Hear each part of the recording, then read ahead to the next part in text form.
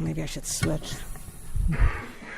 For the record, my name is Arlene Isaacson. I'm the co-chair of the Massachusetts Gay and Lesbian Political Caucus.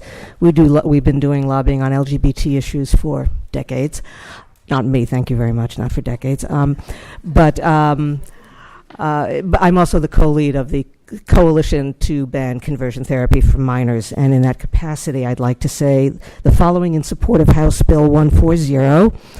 First, just to be clear about what conversion therapy is, if it isn't already so, it is a therapeutic technique, but it is one which has been hugely discredited by the profession, and it purports to change people's sexuality and gender identity from gay to straight, trans to cis, never the other way around. So it comes in with an automatic agenda about what the outcome must be. LGBTQ folks have known for a very long time that these so-called treatments are bogus. We laugh about them, we joke about them, we talk about praying away the gay, and have for a long time. Mental health professionals now agree that it's not medically valid, it's not a medically valid treatment, and indeed it can cause serious psychological harm to the patients, particularly if they're kids. And, as you'll hear later, it can leave families seriously damaged. You've heard already that many of the psychological and psychiatric associations that people know and respect have opposed conversion therapy and consider it to be either a sham, at best ineffective, or tantamount oftentimes to emotional child abuse. What's the harm that's done to these kids? Well, it's despair, it's depression, it's anxiety, it's addiction, it's self-harm, and unfortunately sometimes suicide.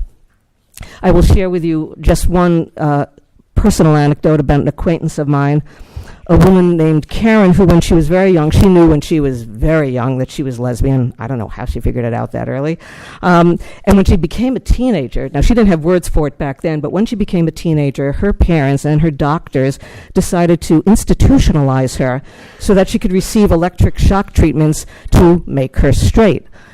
And of course, it didn't work. But back then, electric shock therapy was considered a reasonable course of treatment by some. Today, electric shock treatment is discredited, of course, as a tool to convert gay people to heterosexuality. And the notion of institutionalizing a child and giving them electroshock would be viewed as today's standards child abuse. Well, conversion therapy is similarly situated. It was once thought to be a reasonable approach to curing what they consider to be the illness of being gay or trans. And like electroshock, these theories have now been debunked. So I leave you with this one thought. This conversion therapy can do tremendous harm to the kids, and it can be a very long-lasting harm.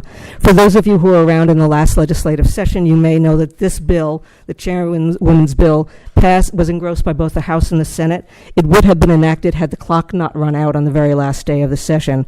So to those of you who did in fact vote for the bill last year, we give you our sincere thanks, and we can assure you we won't try and convert you to a different position. I'm sorry to interrupt. Thank you. Okay, thank you.